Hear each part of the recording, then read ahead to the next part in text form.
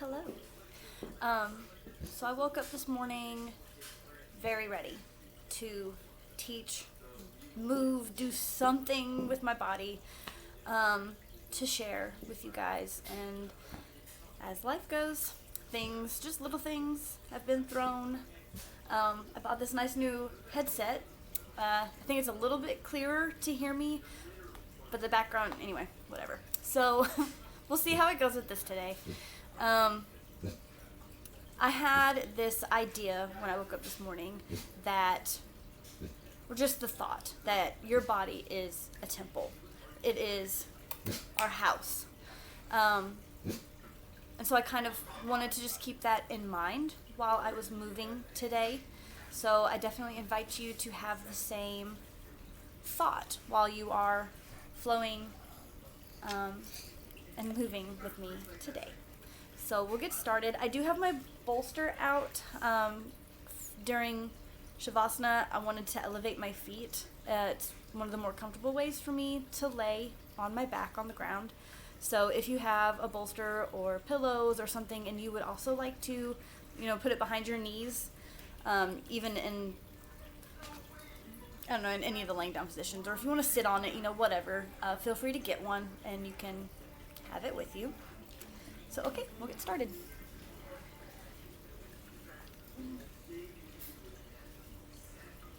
Let's see, actually, I'll start. So starting on the back of your mat, seated. Let's see if I can get my big dog out of the way so you can actually see me. I'll turn to face you now just so you can actually see what I'm doing, but you can sit facing forward. So just sitting, legs crossed, easy seat, in whatever position is comfortable for you. And trying to sense into your body, this house that you are in. Your feet being your foundation, your head, mind, brain, your motherboard, your electric circuit, what keeps the house powered, your spine, your central support system, holding everything together, your body, the walls, your legs and your arms, the pipes, and the things that keep everything moving.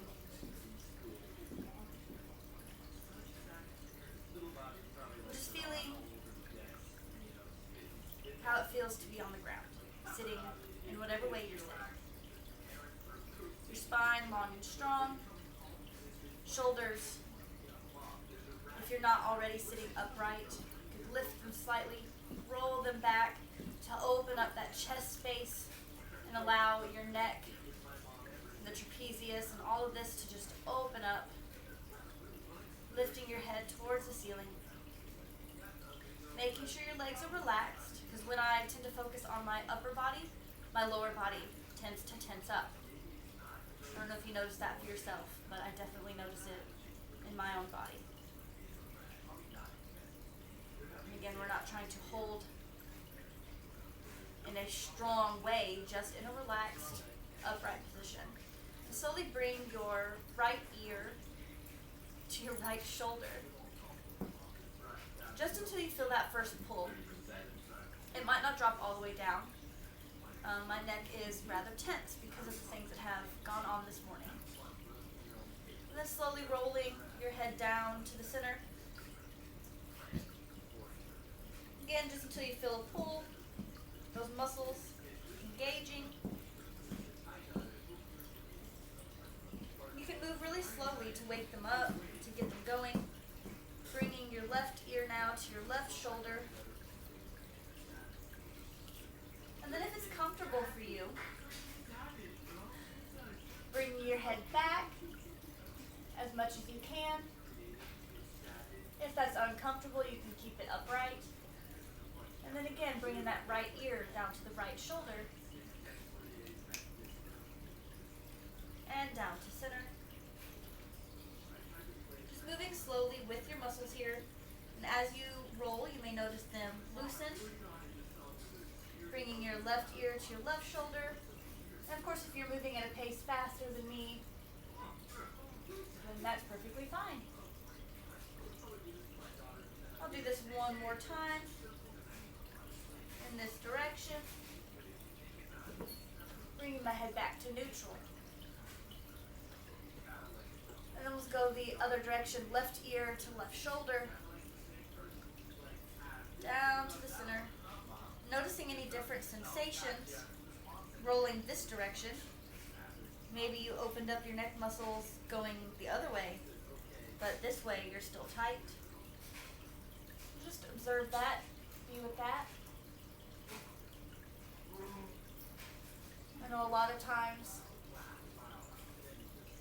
we tend to hold ourselves really well on one side or support ourselves really well in one area and then in another area we're not as supported. That's okay. We'll do that one more time.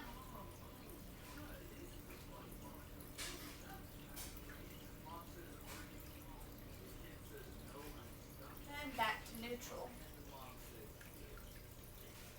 And we'll do a few shoulder shrugs like we had brought our shoulders up and back. Maybe you bring them down, forward, up, and back, down, forward. At whatever pace is good for you. Just listening and feeling the movement that's going on in your body right now. And we'll reverse that motion. Back, up, forward, and down.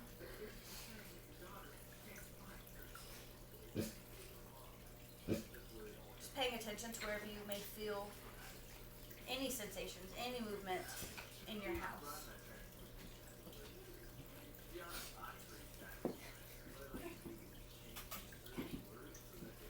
And then back sitting, you're facing forward. Bring your legs out in front of you. Toes pointed up towards the ceiling. Spine long and strong. Using our central support system. And any messages that it is sending to your body. Just pay attention to those. Whoop. Right arm or right hand on the ground beside you. You can't see a single thing that I'm doing because my dog is very insistent on being on top of me right now. So right arm on the ground beside you, next to your hip, and bring your left arm overhead for a side bend, a seated side bend. Beginning to move our spine now. And then bringing that left hand down to the ground and the right arm overhead.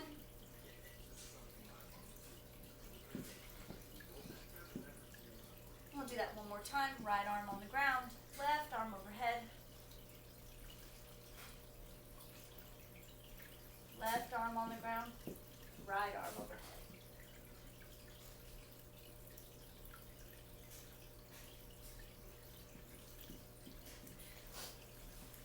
Bending your knees. I'm going to try to do some windshield wipers with my knees. So feet hips width apart, and just drop your knees to the left.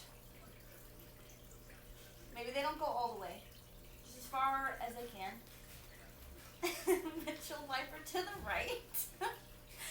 And as you're doing this windshield wiper motion with your legs, just scoot your body towards the front of the mat. It doesn't have to be fast. We're not moving vigorously right now. I'm still trying to activate all of my muscles and wake them up in a gentle way. And when you find yourself at the top of the mat, bring yourself to standing all the way. Now I tend, this is something I recently learned with a somatic session, I stand with my feet pointed directly forward. And in my mind, I thought that meant that I was grounded and I was firm. But in order to feel all the corners of my feet, there's 3 corners, some say 4, whatever, I really have to push my feet into the ground. So just try this, and maybe you already stand this way. Lucky you. Put your feet out at a slight angle. Make sure your knees go with them so you're not torquing or twisting anything. So toes out at just a very slight angle. And to see if you can notice a difference. Can you feel your feet on the ground more firmly than you could before? Are you having to try? If you'd like, you could close your eyes and feel the big toe ball mound just under your big toe, the pinky toe ball mound just under your pinky toe, and the heel of your foot. Just feeling all of that really grounded and rooted, connecting with the mat, the carpet, the earth, wherever your feet are.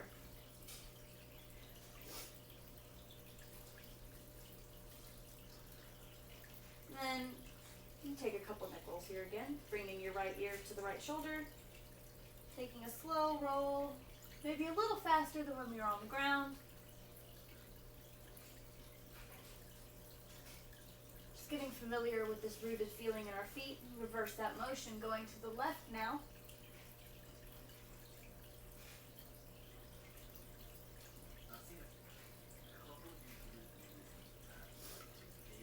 And keeping your right hand on your right thigh, bring your left hand overhead.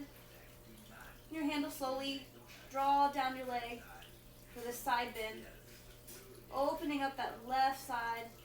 Again, moving your spine.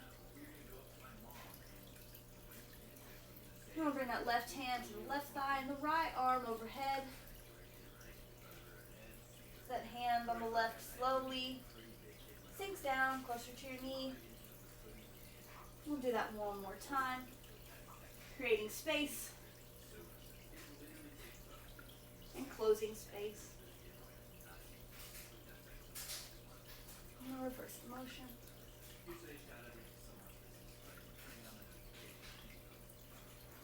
Back to standing. You pick up, lean to the left, ground yourself on that left side. Pick up your right knee. Woohoo!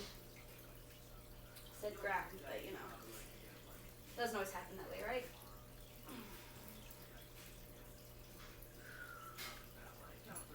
Pick up your right knee and draw it closer to your chest. You're tucking your tailbone, elongating your spine. Shoulders drawn back or down. Again, creating more space. And then grabbing hold of your ankle and drawing your leg back. Your left hand goes onto your hip for more support. And stretching out the front of our leg. You can bring that back down.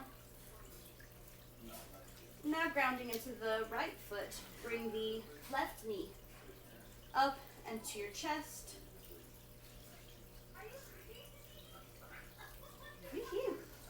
I am not very grounded today, apparently. And then grabbing hold of your ankle. Your right hand goes onto the hip. And draw your leg back, stretching out the front of your leg. That quad. See how I'm saying? Tuck your tailbone. I'm not doing that weird, I can feel it, weird arch thing with my back. And back down. And now left foot, more so in the middle of the mat, in the front. And then bring your right foot back with your toes pointed to the right. It doesn't have to be a very big step back, just making a small triangle. Bringing your arms out to a T, leaning forward. If you'd like, you could put a small bend in that front knee. Leaning forward, grabbing hold of your shin or your ankle or the floor, and that right arm comes up overhead. Trikonasana, I believe. It's been a while since I've used Sanskrit. Triangle. Try to bring your right hip more towards the ground and that left hip more up to the sky. And I can really feel this in my upper right hip, the small of my back. And in the front left hamstring. And then coming back up to standing, bringing that leg back to front. And now leaving the right foot at the front and bringing the left foot back. The toes pointed to the left. Arms out to a T. And then again, leaning forward, bending that knee on the right leg if you have to, grabbing your shin, ankle, or the ground. Trying to level out your hips, drawing the right hip up and the left hip down. Look up towards your hand. I did not mention that earlier.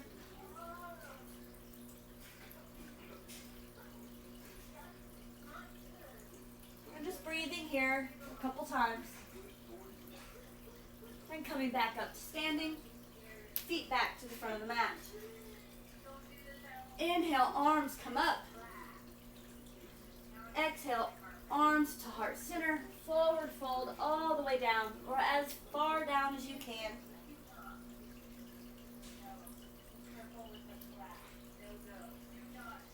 Inhale as you halfway lift, hands come to your shins, wherever they need to come to. Sometimes they're on the ground. Whatever you need to have a flat back. We'll be trying to create some space here, so take a couple of breaths. Be careful not to lock your knees. And then exhale, fold again. This new space you've created. Feel free to bend your knees to get more of a fold.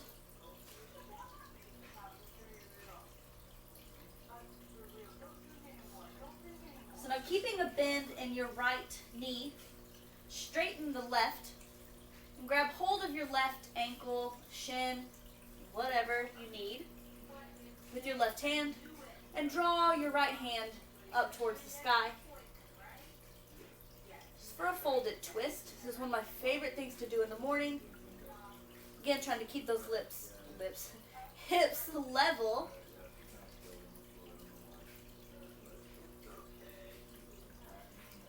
And then back down. Now bending the left knee, grabbing hold of the right leg, wherever you need, and drawing that left arm up towards the ceiling.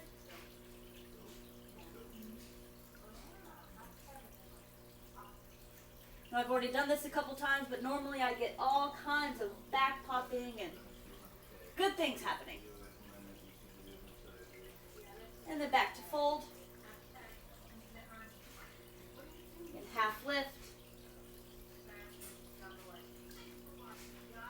Creating that space in our spine and our chest. And fold. And then inhale. All the way up. Arms up, looking up. If you'd like, you could take a small bend in your back. Arching your back. And back to standing. Hands at heart center. Step the right foot back.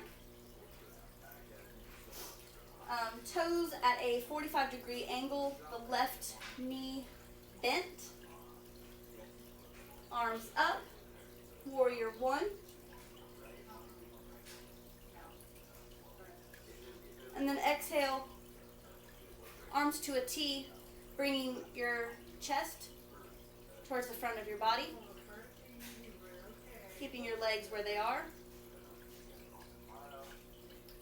I'm not looking in the right spot, I'm sorry, looking over your left hand.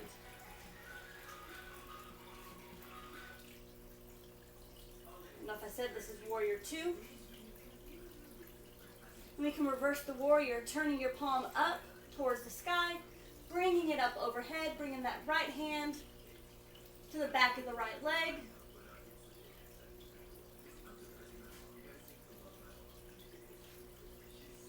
And then bring that all back to center. Warrior one. And pressing into the left foot. See if you can bring your right foot off of the ground, leaning forward slightly.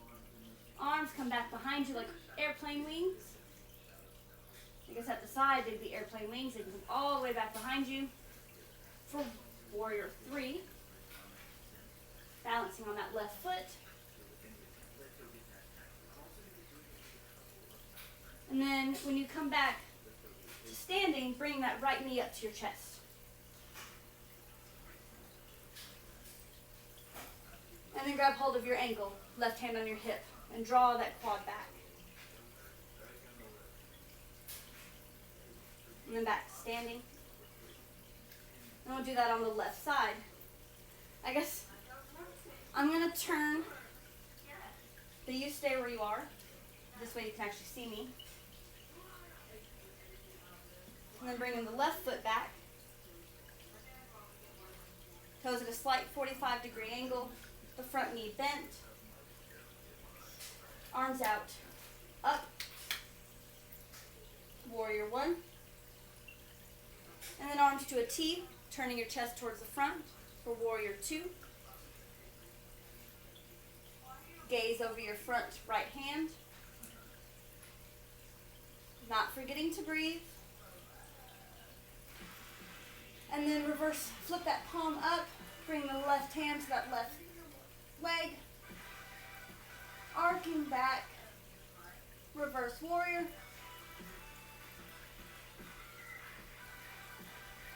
And then coming back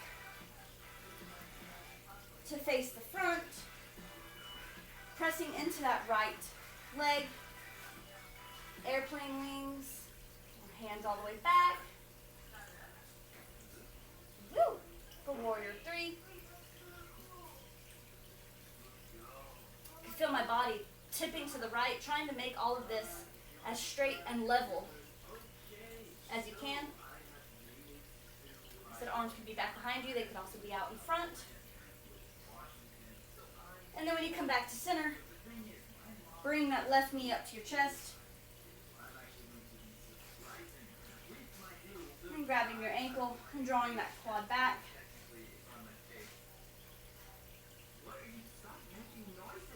And then back to standing.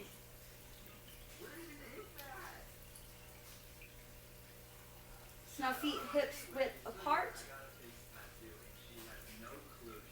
Hands at heart center. Lowering down into a squat.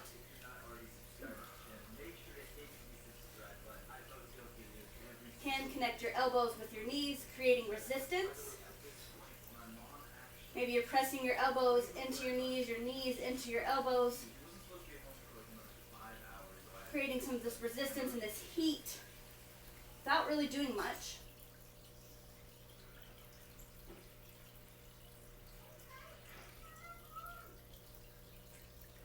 And then coming back, forward fold, straighten your legs, fold over. If you'd like, you could place your hands underneath your feet to really get some extra stretch in your back.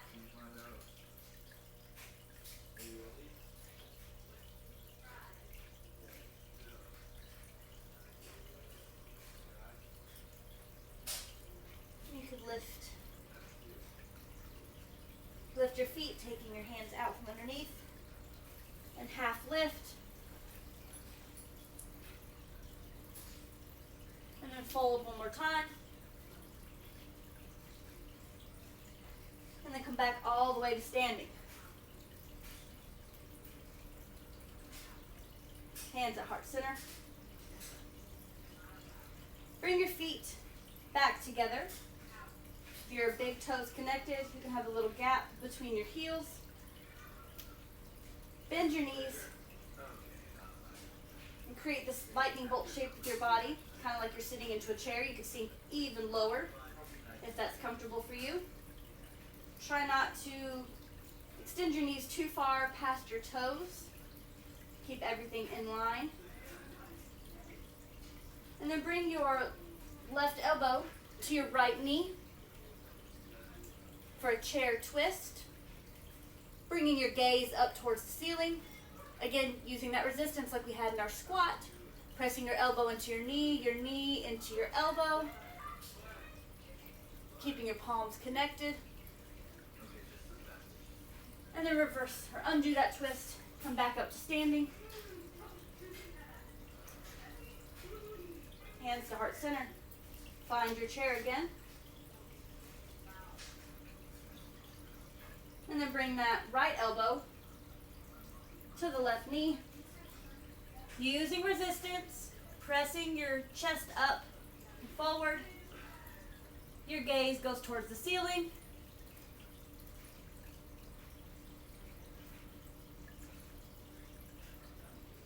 And then back to center, back to standing. Arms down at your side.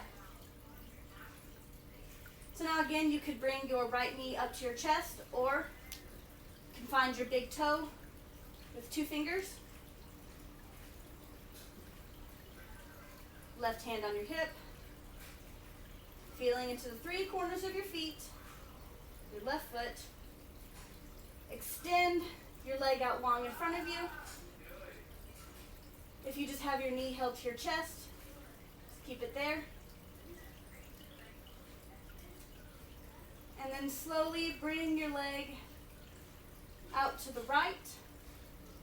And if you've got your knee to your chest, you could grab your ankle and draw your leg back. Whee!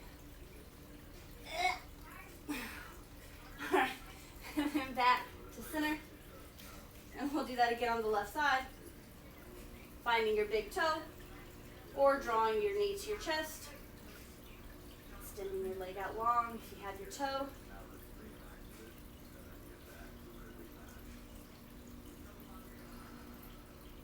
Again, breathing. And then slowly drawing that leg out to the left, or grabbing your ankle, stretching out that quad, and then bring that back to center.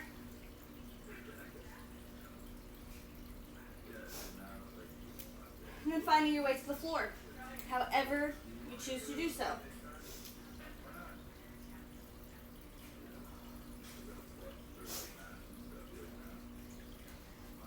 Keeping your knees up, we'll lay all the way back. For bridge, well, we're not in bridge just yet, but knees, hips width apart. Usually I have to lift up my butt, kind of tuck my tailbone, and then lower it all back onto the ground to find a better back-ground connection. I have lots of curves and things in my spine and my muscles. It's not very comfortable for me to lay straight down. I can't do it immediately. And then from this bridge position, slowly lifting your hips.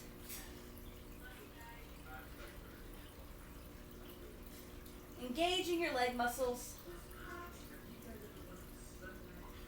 Trying to draw the shoulders towards the ground. And then lower.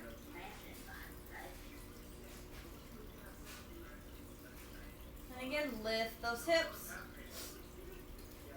Engaging your leg muscles, drawing your belly button to your spine. Building our walls really strong. And then lowering.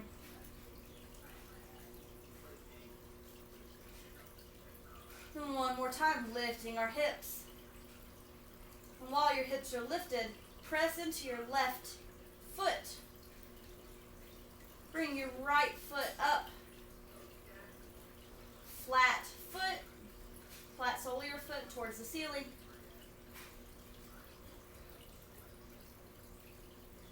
And then lower all of that back down. And lift up, pressing into the right foot, bringing the left foot up. I guess flexed toes would be the proper words to use there. And then lowering back down. And then you can just let all of that fall to the right.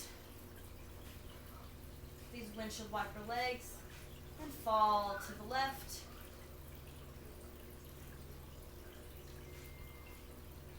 And straightening Both feet laying flat on the ground. Bring your right knee into your chest.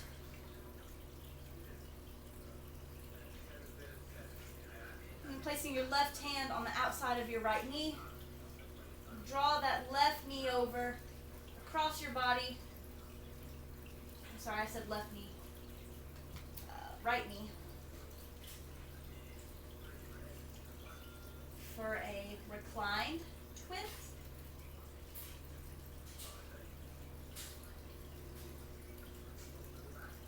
And then back to center. Then bring the left knee into the chest.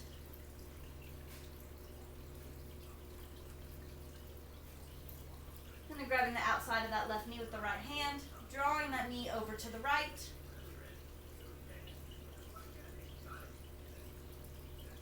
Trying to keep your shoulders planted on the ground. I said trying, you don't have to, they're not going to. Twisted. And back to center. And then lifting both knees up, finding your big toes with your two fingers for happy baby.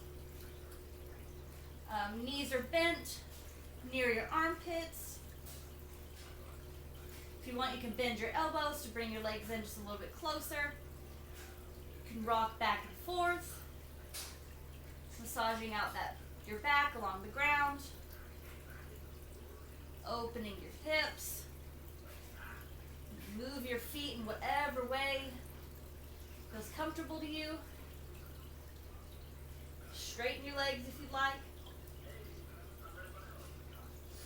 And actually, if you straighten your legs, elevating your feet is really good for your body. It reverses the blood flow. So instead of all that blood, you can imagine pooling at your feet. I know it still moves as we breathe. Obviously, that's how the body works. But if you lift your feet up off the ground, it just shows your body a different way to move and to be. And isn't that just what yoga is all about? And then bringing all of that back down. If there's any shape that you feel that your body needs before taking Shavasana, please do so. This is where I'm going to grab my bolster and place it under my knees. My feet are slightly elevated. Just hanging off the edge of my bolster just slightly. Do all my wiggle worm stuff so I can be as comfortable as possible as I let all of this energy flow through. It's my favorite visualization when I'm in Shavasana. I know lying here, this gets people really antsy. They're like, okay, I'm done with the practice, so I'm done with everything, and I'll just stop. And if that's what you do, then that's fine. But I definitely invite you to allow your body to disperse all of this energy that you've gathered. Just like our blood has to flow and move through our house to get all of the nutrients and everything it needs to its proper place, when we practice yoga asana, we have to allow that energy to do the same thing. And that's what Shavasana is for. It is our moment of rest and digest.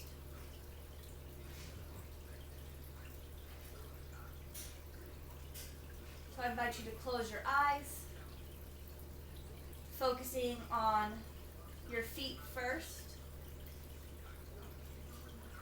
Just noticing how they feel. Your ankles, your calves and your shins, your knees, your thighs, your hamstrings, your hips, your pelvis, the small of your back, your stomach, the whole of your spine, your chest, your shoulder blades, shoulders, the tops of your arms, your elbows, forearms, wrists, hands, fingers, neck, and head.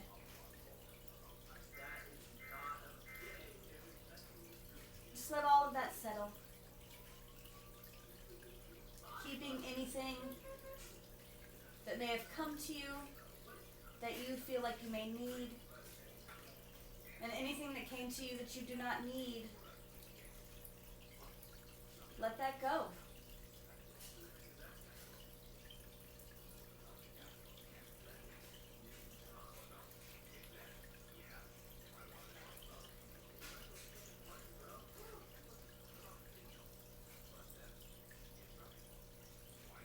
And whenever you're ready, please feel free to take as much time as you need in Shavasana. But if you're ready, rolling over to one side,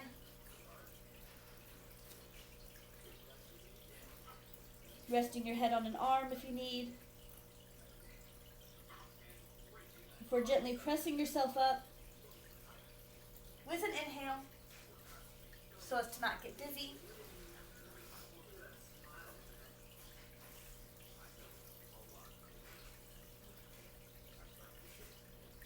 Place in my hands the energy, past and present. I thank you for sharing your time and your energy with me. In whatever space you find yourself, I honor your life as my own. Namaste. Thank you. Crazy hair. Bye.